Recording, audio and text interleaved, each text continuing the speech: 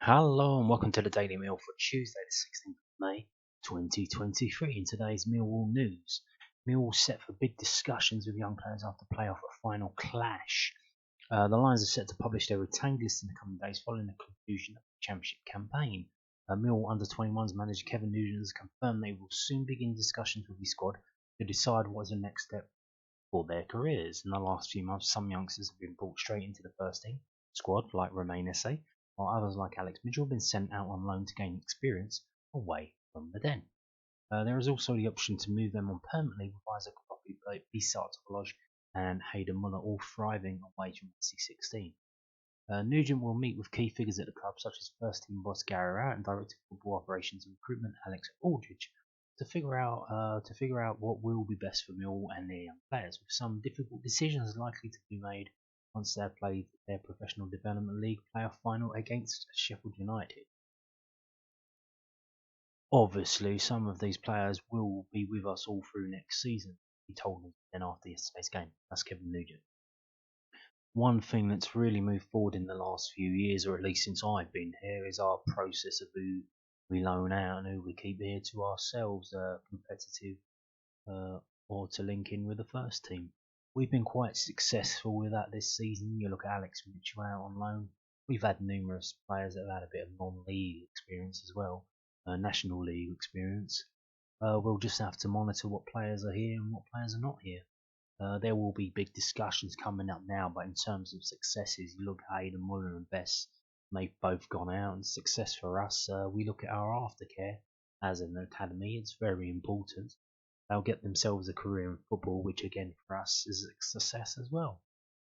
Indeed, indeed. A lot of people saying, well, how many of them are going to play for the first team? Well, yeah, that is a point. That is a genuine point. But as well as that, how many of them are just going to play football in general, and make a living out of it? I mean, there was a piece earlier this year, is in one of my videos about, was it Jamie Farmer? Farmer, I think, former youth goalkeeper, and he's gone on to do an apprenticeship in railway engineering. So he's just left the game. I guess he could probably still play if he wanted to, in terms of non-league, but some of these players might have to get real jobs like us, like you watching this, get a real job. But some of them, obviously, if they want, can. It's up to Millwall and to them and to their agents to try and find them a career moving forward in the football industry somewhere, anywhere in this country or around the world. So there you go. But as again, they got one more big game to go, so that will be a final crescendo for many of them. I'm sure they want to go out with a bang. So now moving on to this. Finally, so this is from southernnews.co.uk. A Millwall fan and London Bridge attack hero Roy Larner finally receives bravery medal. Despite almost dying from his injuries, Roy has never received official recognition for his heroism. The Millwall fan who fought off knife-wielding terrorists during the 2017 London Bridge attack will finally receive a bravery medal. Roy Larner, 54, famously roared, "Fuck you, I'm Millwall," while throwing punches at three steroid-using jihadis who slashed at him while wearing fake suicide belts. Despite almost dying from his injuries, Roy has never received official recognition, but now the late Queen's cousin, Princess Alexandra, President of the Royal Humane Society, has personally approved Roy's silver medal bravery. Roy said, "After 6 years, it's crazy how things are coming together. The 6-year anniversary of the attack is in 3 weeks, and people are recognising what I did now. And these things take time. You've got to keep fighting." At 9:58 p.m. on June 3rd, 2017, three assailants armed with 12-inch kitchen knives ploughed a van into innocent people on London Bridge before launching a frenzied stab attack around Borough Market. They encountered Roy at the Black and Blue bar, who, rather than run, fought the attackers, doubtlessly saving the lives of several others. 8 people were killed and 48 injured during the attacks that night. Many people have received gallantry awards, including George medals for their bravery during the attack, but Roy has always passed over. However, he has been involved in several racist incidents, which is likely why he's never received an award. These include convictions for racially aggravated common assault and religiously aggravated harassment for an expletive rant in his local MP Neil Coyle's office. That's confessed alcoholic Neil Coyle. Roy has expressed remorse for his actions, which he says were wrong, but he still feels he's been airbrushed from the history of the attacks. Roy said, "I'm not perfect, but what I've done probably makes up for those things. 2 police officers got medals just for keeping them at bay. I was the one getting stabbed to pieces," he previously told the News. There's his book there, The Line on London Bridge. Roy also highlighted that even convicted murderer Steve Gallant, 43, who used the narwhal tugs to fend off terrorist Usman Khan in 2019, received the Queen's Gallantry Medal. Andrew Chapman, Secretary of the Society, said, "To say what Roy did was heroic would almost be an understatement. He put his life on the line to give others a chance to flee from the restaurant. He confronted 3 terrorists who had already killed and maimed countless other people, and he must have known that they would kill him." The Royal Humane Society Silver Award is one of the UK's oldest and most prestigious bravery awards. Roy still hopes to one day receive the ultimate recognition that George Cross and is now seeing nominations for in. Reflecting on the attack 6 years later, Roy said, "I'm in a much better place now. I'm still getting stopped in the streets all the time. At least I can talk to people about it rather than avoiding the subject. I've done something good. I should be proud of it." To commemorate the attack's 6-year anniversary, Roy said he will return to the Black and Blue Bar for drinks with his mates on June the 3rd. Okay. Yeah, about time is it. So, yeah, I don't know if you know this, but in terms of MBEs, OBEs, CBEs, whatever they are, you can nominate people for that. Like, whenever you see like a lollipop woman or a dinner lady, yeah, she's been nominated for that, teachers and stuff. So you can write in and say, look, this person's been working as a teacher at this school for 50 years. You want to chuck an MBE their way or what? So yeah, if you want to find out how it gets done and try and sort a medal out for Roy, is the reason why he's getting this one is that's what exactly happened. There was a lot of people, a focused effort on the Millwall forums and stuff, and they made this happen. So there you go. And this is thanks to Princess Alexandra. So fair play, Princess. Thank you, Your Majesty, or Your Highness. Now, moving on to this from London football scene. This is a season review. Millwall 22-23 season review. Pressure proves too much as Gary Rowett's 3-year plan ends in failure. The 22-23 campaign promised to be one to ruin Millwall, but with 45 minutes to go on the final day of the campaign, few would have imagined it would be ingrained into history for all of the wrong reasons. The second half capitulation against Blackburn may have cost the Lions their shot at successfully executing Gary Rowett's 3-year playoff plan, but a season of inconsistency and cracking under pressure sowed the seeds of doubt along the way. Since his appointment, Rowett's stated aim was for the Lions to achieve a top 6 finish by his 3rd full season, and with the experience of 2 near misses and some savvy summer investment, they all made good on their ambition. However, a slow start, including 6 losses from their first 12 games, began to raise questions over the side's overall suitability for a playoff push. Fortune started to turn as Rowett abandoned his typical 5 and changed to a 4-2-3-1 formation, allowing record signing Zion to truly shine in his preferred position. Yeah, exactly. So once, because obviously at the start of the season, Zion Fleming was injured. But when he comes back in, like, hey, he's got something about him. Maybe we should try and build the team around him. And that put, I think, Bennett Kofovi's nose out of joint.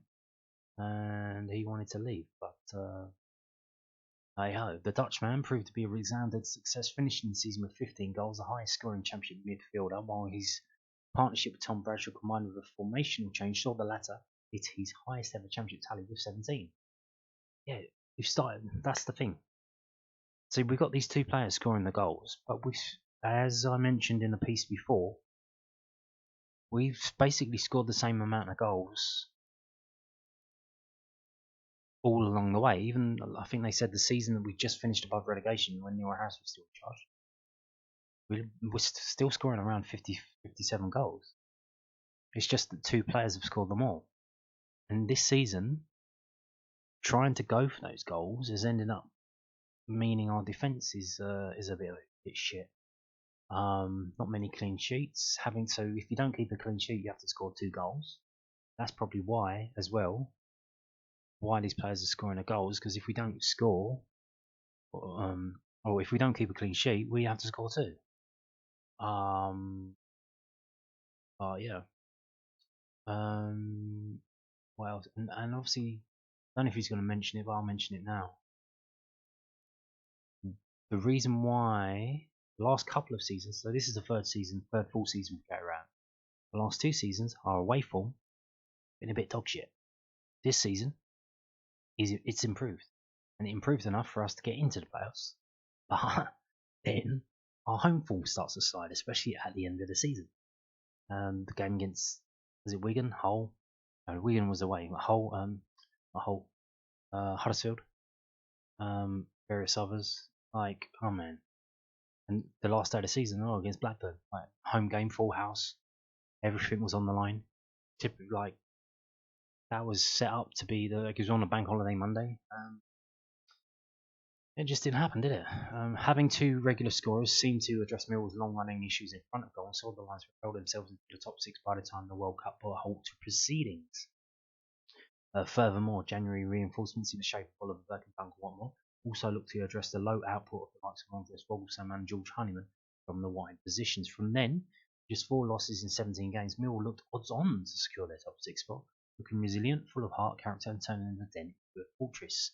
An end-to-end victory over Sheffield United was followed by a tough draw against runaway leaders Burnley to signal to the rest of the league the Lions business. Yeah, I think that was the pinnacle. That was the peak, wasn't it? And then after that, we go to Luton.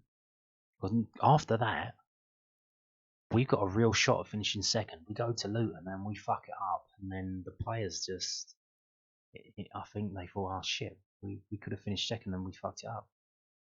However, the soft underbelly showing early parts of the season never really left the side, and as Millwall's playoff chances rose, so did the scrutiny and pressure of each game. Injuries to loanees Charlie Cresswell and Callum Stiles, alongside treatment room regular Ryan Leonard, left the squad short in places as the hectic World Cup impacted schedule clearly took its toll on a small squad. Ultimately, the blame will fall on their final day Blackburn capitulation, but once the post-mortem the playoff push is concluded, the fault lies in the faltering weeks that preceded it. Indeed. A shock loss to struggling Huddersfield Town at home was a warning shot from which the side never recovered. What followed was 2 wins from the final 9 games, a mixture of lacklustre performances and dominant displays without a cutting edge that cost Millwall their upper hand. Yeah, there was the game against Hull. We were all over them. We had like 20 shots and we didn't score. It's no secret that Millwall prefer to be the underdog, and paired with Ralph's defensive counter-attacking style, the Lions struggled in games where teams sat back.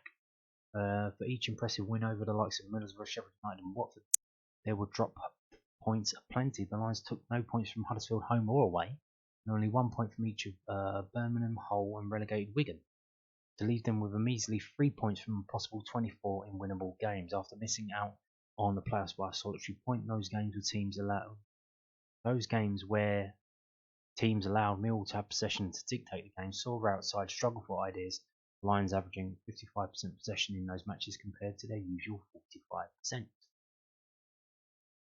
It's a small change. So he's saying, in these games, that he's listed, we actually had a higher possession percentage, and that's why we struggled, because usually it's really lower, which allows us to go more direct. It's a small change, but one that proved costly, as the ability to struggle under expectation became a recurring theme throughout the season as the Lions failed to build any real momentum, reflected in their longest winning run only being 4 games.